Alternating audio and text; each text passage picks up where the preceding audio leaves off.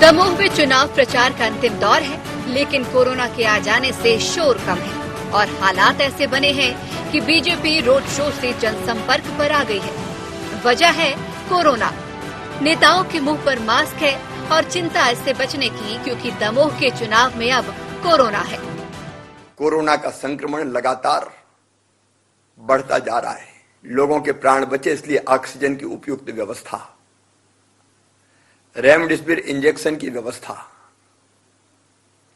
आवश्यक अन्य सभी व्यवस्थाएं इस समय जनता का जीवन बचाने के लिए महत्वपूर्ण है। और इसलिए मैंने फैसला किया कि मैं इन व्यवस्थाओं में लगा रहूंगा और इसलिए आज चुनाव प्रचार के लिए आपके बीच नहीं आ पा रहा हूं। आप भारतीय जनता पार्टी को जिताएं। मैं दमोह के संपूर्ण विकास का आपको वचन देता हूं। मुख्यमंत्री जी ने कोरोना के कारण से जो एक चिंता व्यक्त की, उसको लेकर के भारतीय जनता पार्टी के नेतृत्व ने मिलकर के तय किया कि हम जनसंपर्क में निकलेंगे। आप देख रहे हैं कि आदरणीय जयंत मलैया जी, गोपाल भार्गव जी, प्रहलाद पटेल जी, भूपेंद्र सिंह जी, सभी लोग एक साथ आज जनसंपर्क में निकले और व्यापक जनसंपर्क में भारतीय जनता पार्टी को अपार जन समर्थन आप देख रहे हैं।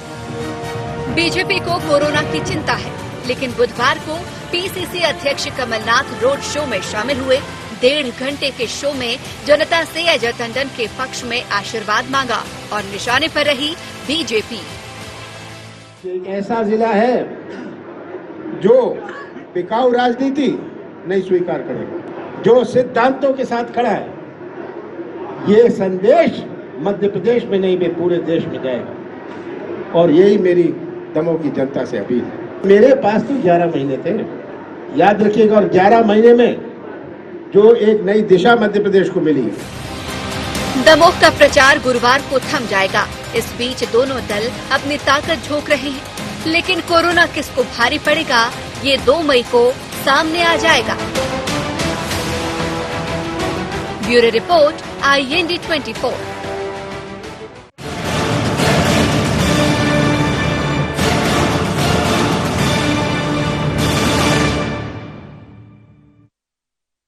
नमस्कार, IND एजेंडा शो नहीं, जनसंपर्क में आपका स्वागत है। मैं हूं आपके साथ नवीन पुरोहित। चर्चा को विस्तार दें उसके पहले IND एजेंडा के मुख्य बिंदुओं की तरफ एक निगाह डालते हैं। शिवराज और सिंधिया ने क्यों किया दौरा निरस्त? कमलनाथ का क्यों जारी रहा रोड शो? उपचुनाव में कोरोना का असर किसको पड़ेगा भारी? कौन जीतेगा दमोह का दंगल? इन्हीं सवालों के साथ चर्चा में आप सबका पुनः स्वागत है। मध्य प्रदेश में होने वाले उपचुनाव जो कि दमोह में हो रहे हैं, दोनों पार्टियां दमखम झोंक रही थीं। अचानक भारतीय जनता पार्टी की तरफ से प्रस्तावित सीएम शिवराज और सिंधिया जी का जो रोड शो था वो आज स्थगित कर दिया गया और उसका जो वजह बताई गई वो ये कि चूंकि प्रदेश में कोरोना फैला हुआ है और इस वजह से वो रोड शो नहीं करेंगे। तो बड़े नेता जनसंपर्क कर रहे थे। हालांकि प्रदेश अध्यक्ष BD शर्मा जी थे, भूपेंद्र सिंह जी जो वहाँ के प्रभारी हैं, गोपाल भार्गव जी, जयंत मलैया जी, तो सिर्फ सीएम शिवराज जी के जाने से और अगर कहा जाए ज्योतिरादित्य सिंधिया जी के जाने से अगर कोरोना हो रहा होता और इन लोगों के जनसंपर्क करने से कोरोना नहीं होगा, ये एक बड़ी अजीब सी बात है। हालांकि सीएम शिवराज चूंकि प्रशासनिक अमले के या मध्य प्रदेश के मुखिया हैं, मध्य प्रदेश के पूरे प्रशासनिक अमले के मुखिया हैं, तो उनकी व्यस्तता समझ में आती थी। लेकिन सिंधिया जी क्यों नहीं गए, ये समझ से परे है। और अगर सिंधिया जी नहीं गए तो बाकी लोग जनसंपर्क कर रहे थे तो फिर क्या फर्क पड़ने वाला था, क्योंकि उनके साथ उतनी ही भीड़ चल रही थी। हालांकि लगातार जनसंपर्क पर सवाल उठाने वाली कांग्रेस ने तो जनसंपर्क जारी रखा, रोड शो जारी रखा, कमलनाथ जी वहां टिके हुए थे। तो कुल मिलाकर कोरोना पर भले ही राजनीति हो रही हो, लेकिन राजनीति का जो मोह है, चुनाव की जो सरगर्मियां हैं और चुनाव का जो जुनून है, वो कहीं भी ऐसा दिख नहीं रहा है कि जिम्मेदारियों के समक्ष चुनाव का जुनून ज्यादा भारी पड़ रहा है। और इसी मुद्दे पर करेंगे चर्चा। हमारे साथ चर्चा में शामिल हैं ब्रज गोपाल लोहिया जी, मीडिया वार्ताकार हैं मध्य प्रदेश भारतीय जनता पार्टी के, अजीत सिंह भदौरिया साहब प्रवक्ता हैं मध्य प्रदेश कांग्रेस के, और अनिल श्रीवास्तव साहब वरिष्ठ पत्रकार हमारे साथ हैं। आप समस्त महानुभावों का बहुत बहुत स्वागत है। सीधा सवाल ब्रज गोपाल जी आपसे कर लेता हूं। सीएम शिवराज सिंह चौहान साहब नहीं गए और सिंधिया जी का भी दौरा निरस्त हो गया, तो उन्होंने कहा कि भाई दौरा इसलिए निरस्त किया है क्योंकि उन्हें ये व्यवस्थाएं संभालनी हैं, तो दौरा निरस्त कर दिया, लेकिन वहां रोड शो जारी था। जी नवीन जी, देखिए, प्रचार एक बात है और सरकार अलग बात है। जी जी, प्रचार करना, चूंकि वहां चुनाव है और अंतिम फेज में वहां प्रचार चल रहा है, तो उसमें पार्टी को प्रचार तो करने की आवश्यकता है ही। परंतु माननीय शिवराज जी ने आज एक कठोर और बड़ा निर्णय लिया, और वो बड़ा निर्णय ये था कि मेरी व्यस्तता मध्य प्रदेश की 7.5 करोड़ जनता की जान की सुरक्षा करना है। मध्य प्रदेश में जो नई समस्या पैदा हुई है, कोरोना का ये जो दूसरी लहर है, इसमें कुछ बहुत सारे नयापन है, और इस नयापन के कारण कुछ चीजों की समस्या आ रही है, जैसे ऑक्सीजन की समस्या आ रही है, उसका निदान करना। तो एक दिन में हथेली पे सरसों जमा लेंगे? नहीं, एक दिन में नहीं, मगर आप देखिएगा 5 दिन में स्थितियों में कितना फर्क आया है नवीन जी। जो 130 टन ऑक्सीजन की सप्लाई 8 तारीख को थी, वो बढ़ते बढ़ते आज 280 टन हुई है, और उसको भी आज आवश्यक वस्तु घोषित कर दिया गया है। उसके साथ पुलिस की वैन भी चलेगी और उस गाड़ी पर सायरन भी होगा। दूसरी बात, रेमडेसिविर की बहुत कमी की बात हो रही थी, उसके लिए मध्य प्रदेश सरकार ने उपलब्धता सुनिश्चित की है उसकी, मेडिकल कॉलेजों को, जिला चिकित्सालयों को। आप ये नहीं मानते कि ये सारी व्यवस्थाएं ऐसी हैं, जब प्यास लग रही है तभी कुआं खोदा जा रहा है? नहीं, देखिए, मैं आप कैसी बात करते हैं नवीन जी? 38,80,000 रेमडेसिविर इंजेक्शन मतलब प्रतिमा, मेरी बात समझिए नवीन जी, कि 38,80,000 रेमडेसिविर के उत्पादन की क्षमता प्रतिमाह भारत की है, और इसमें हम निर्यात भी करते हैं। तो किसने कहा था घर में नहीं है चून चनन को अम्मा गोजा कर दो? किसने कहा था कि 86 देशों में भेजो? अरे ये जो छवि चमकाने की जो एक आदत पड़ गई है ना, पहले हमारे यहाँ क्या कहा गया है कि साईं इतना दीजिए जा में कुटुंब समाये, तो पहले कुटुंब पूरा कर लो ना। 45-65, अरे सीधा पूरे। आप देखो ना वैक्सीनेशन। नवीन जी, जब आप पढ़ ही रहे थे तो पूरे ही पढ़ देते कि मैं भी भूखा ना रहूं और साधु ना भूखा। तो साधु तो पहले मैं, अरे तो मैं भूखा रहूं, मैं तो भूखा 25 से 45 तक के सब भूखे हैं। मैं आपसे फिर कह रहा हूं नवीन जी, आप एक बात को समझिए, 38,80,000 की उपलब्धता आज भी है। एक भय का माहौल पैदा किया जा रहा है, और इसकी उपलब्धता 80 लाख इसी सप्ताह में पहुंच जाएगी। ये भी आज केंद्र सरकार ने सुनिश्चित किया है रेमडेसिविर की। परंतु एक पैनिक का माहौल बनाया जा रहा है। मैं वैक्सीनेशन की बात कर रहा हूं। वैक्सीनेशन में ये स्पष्ट हुआ है कि जो वैक्सीनेशन जिनका हुआ है, अगर वो कोरोना से संक्रमित भी हो रहे हैं तो सीवियर नहीं हो रहे, गंभीर नहीं हो रहे जी। तो वैक्सीनेशन ज्यादा से ज्यादा, पहले 65, फिर कोविन ऐप पे जाओ, फिर एक वो खर्रा प्रिंट करो, उस पे प्रधानमंत्री से लेकर पूरे कुनवे के फोटो, प्रमाण पत्र, दुनिया मेरा भी सुन लीजिए नवीन जी, थोड़ा सा सुन लीजिए कि जनवरी में जब वैक्सीनेशन शुरू हुआ था, तो आपको याद है क्या कहा गया था कि ये तो भारतीय जनता पार्टी की वैक्सीन है, इसको नहीं लगवाना है। करोड़ों डोज पड़े रहे, परंतु लगवाने वाले नहीं पहुंचे, जनता को भ्रमित करने का काम किया। ये एक बड़ी चूक हुई है, ये एक बड़ी चूक हुई है, ये एक बड़ी चूक हुई है, ये बहुत बड़ी चूक है, बहुत बड़ी चूक है और दुर्भाग्यपूर्ण चूक है। इसके बावजूद भी हम वैक्सीनेशन में दुनिया में नंबर 1 पे हैं, दुनिया में नंबर 1 पे है। ब्रिटेन जैसा मुल्क, जैसे विकसित देश कहते हैं, वहां अभी भी 45+ को वैक्सीनेशन आज तक चालू नहीं हुआ है। कल से होने वाला है, 45 to 59 कल से होगा। इसके बावजूद, पूरे विपक्ष के विरोध के बावजूद, उस पर प्रश्न चिन्ह लगाने के बावजूद, जो क्रम विशेषज्ञों ने तय किया था, पार्टी ने तय नहीं किया था, सरकार ने तय नहीं किया था, हमने विशेषज्ञों से किया। अजीत जी, आप सवाल उठा रहे थे कि ये लोग प्रचार प्रसार कर रहे हैं। कमलनाथ जी को भी बड़ा मोह हो गया, कमल की कॉपी करते। कमलनाथ जो है, कमल तक ही सीमित रह गए। अब क्यों कर रहे हैं वहां प्रचार प्रसार? आप छोड़ देते, एक उदाहरण प्रस्तुत करते कि देखिए, एक अपील कर देते कि देखिए, अगर आपको लोकतंत्र बचाना है या जो भी आपकी दलीलें होती कर देते। अब आप भी भीड़ जोड़ रहे हैं और भीड़ पर ही सवाल उठा रहे हैं, कैसे?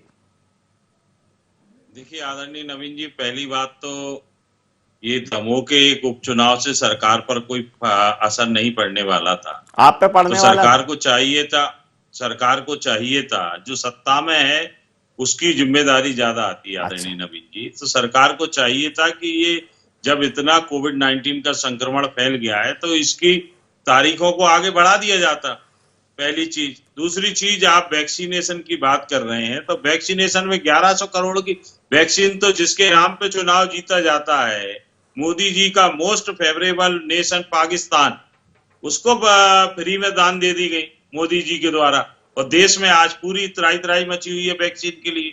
आज आप देखिए सारे समाचार पत्रों में भरा पड़ा है, कहीं से कोई लोग खाली वापस जा रहे हैं, कहीं से कोई लोग खाली वापस जा रहे हैं। उन एज का जो बंधन है उसके बावजूद भी ये वस्तु स्थिति है। जहां तक दमोह उपचुनाव की बात है आदरणीय नवीन जी, तो उसके संदर्भ में मैं चर्चा करूंगा कि शिवराज सिंह जी ने जो अपना रोड शो कैंसिल किया उसके पीछे दो सबसे बड़े कारण।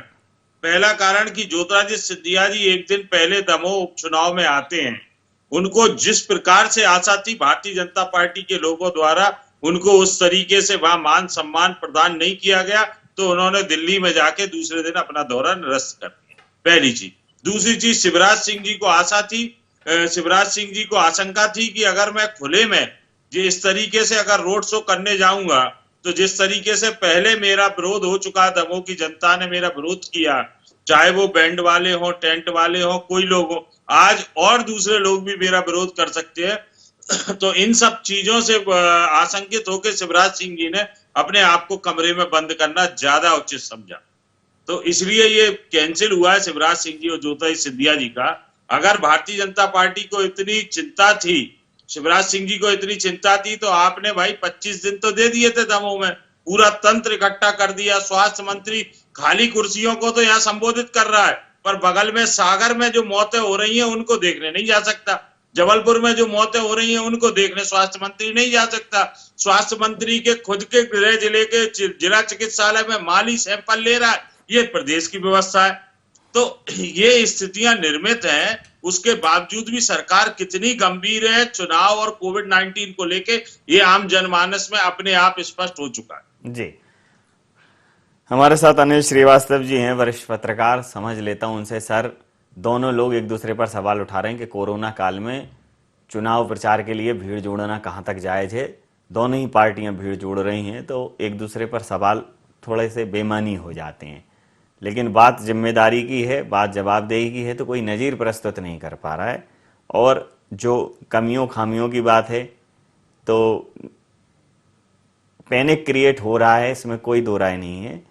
लोगों को जद्दोजहद करनी पड़ रही है और व्यवस्थाएं पहले से नहीं है, जुटानी पड़ रही हैं। नवीन जी, सबसे बड़ी बात तो ये है कि जिस तरीके से वहां भीड़ उमड़ रही है, और वो भी उस समय जिस समय पूरा प्रदेश ही नहीं पूरा देश जबरदस्त कोविड संक्रमण से जूझ रहा है, मैं समझता हूं कांग्रेस और भारतीय जनता पार्टी दोनों ही बराबरी की जिम्मेदार हैं। सबसे बड़ी जिम्मेदारी तो हमारे प्रदेश के उन स्वास्थ्य मंत्री की है जो पिछले 1 माह से लगातार दमोह में डेरा डाले हुए थे। ये स्थिति मतलब कितनी दुर्भाग्य वाली है कि जहां जनता तिल तिल करके मर रही है, शमशान घाटों में लाइन लगी हुई है, क्यू लगी हुई है, वेटिंग हुए कि आपको 8 घंटे बाद हमें नंबर मिलेगा हमारे शव का अंतिम संस्कार करने के लिए। एक चिता ठंडी नहीं हो पाती कि दूसरी चिता तैयार बैठी हुई है। अब मतलब अनकाउंटेबल शव पहुंच रहे हैं कोविड से संक्रमण, और वो आज आके कहते हैं 1 महीने बाद कह रहे हैं कि ऑल इज वेल, सब ठीक है, पर्याप्त रेमडेसिविर इंजेक्शन की व्यवस्था है, पर्याप्त गैस की व्यवस्था है। मुझे अच्छी तरीके से याद है, एक जर्नलिस्ट ने उनसे पूछ लिया कि साहब तो थोड़ा सा हमें यह बता दें कि ऑक्सीजन का नापने का पैमाना क्या है। वो उसका जवाब नहीं दे पाए, कहने को स्वास्थ्य मंत्री है, लेकिन वो उसका जवाब नहीं दे पाए। बहुत दुर्भाग्यजनक स्थिति है कि हमारे स्वास्थ्य मंत्री 1 महीने से गायब हो, जनता त्राहिमाम कर रही है। रही बात शिवराज जी की, तो शिवराज जी आज इसलिए नहीं गए, ये बात सही है।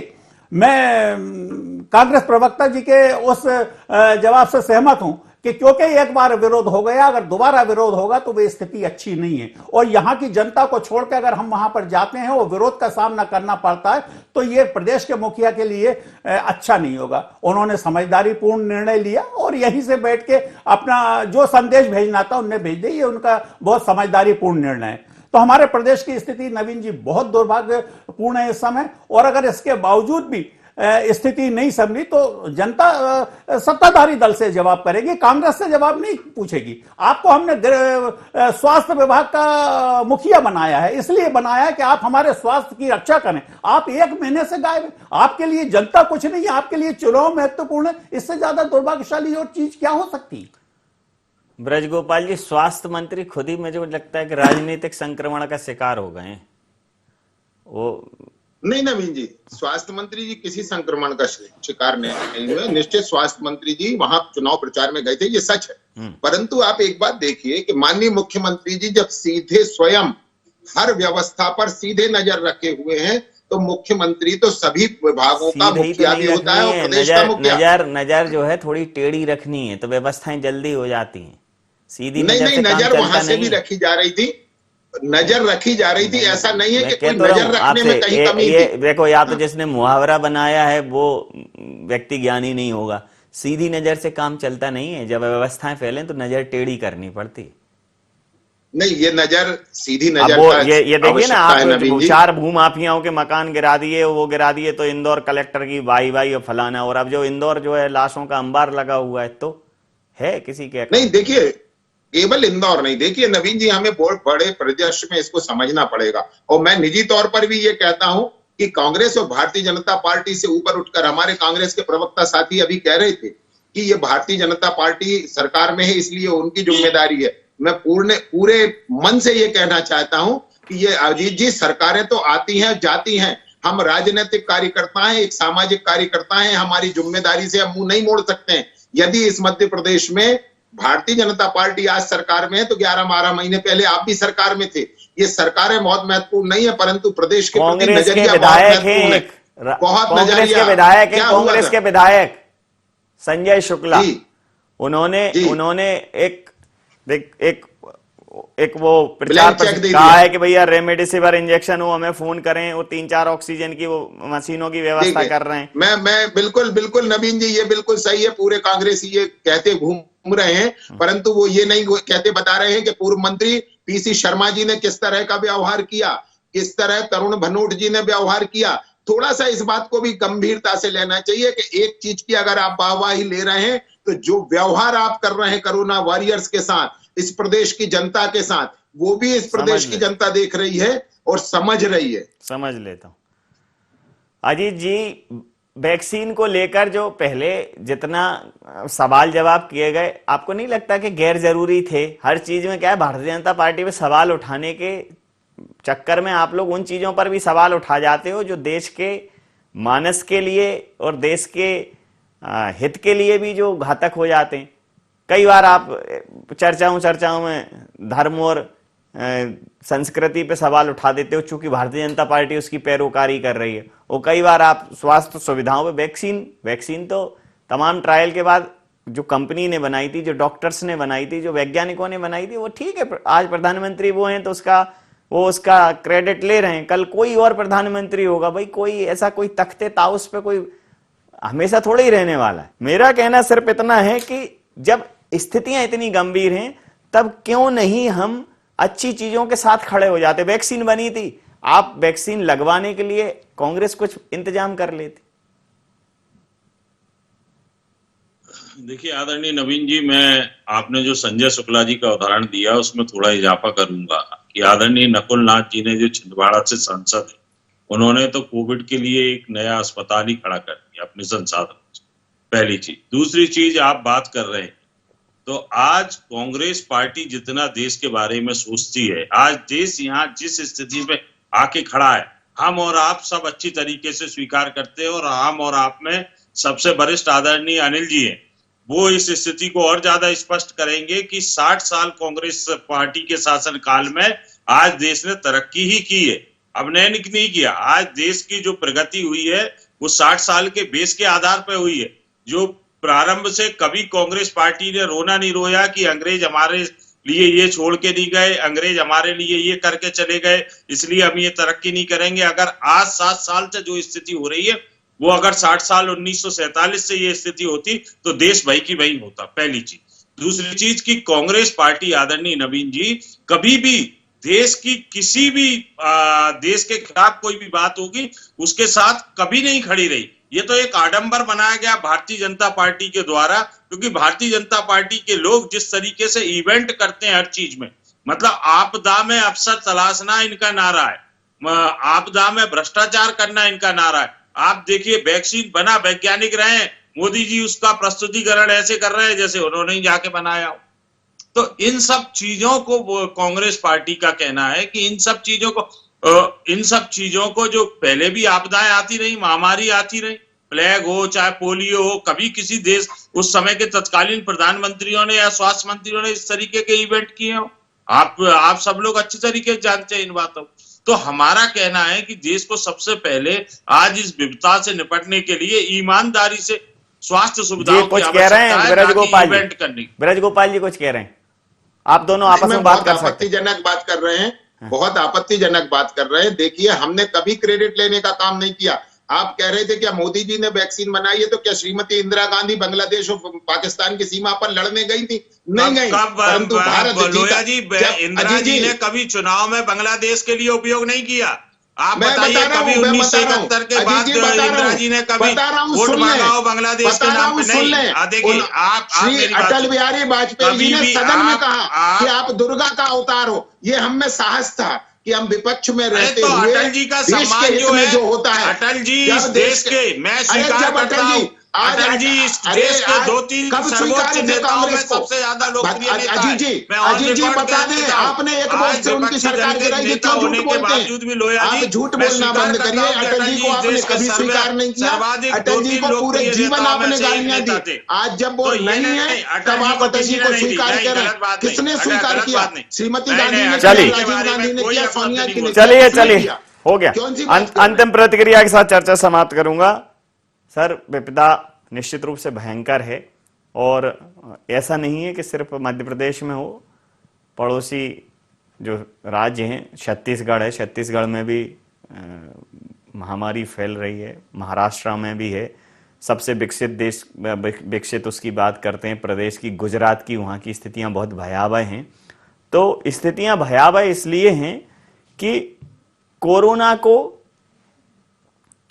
वैक्सीन आने के बाद कोरोना को जिस तरह से सरकारों ने ऐसा मान लिया कि वैक्सीन आ गई तो अब कोरोना खत्म हो गया, जबकि वैक्सीन आने के बाद वैक्सीनेशन जब तक कि 100% नहीं हो जाता तब तक सरकारों को और दूसरी तरफ ध्यान देना ही नहीं था। और ये सब तरफ हुआ है, सभी राज्य की सरकारों की तरफ से हुआ है।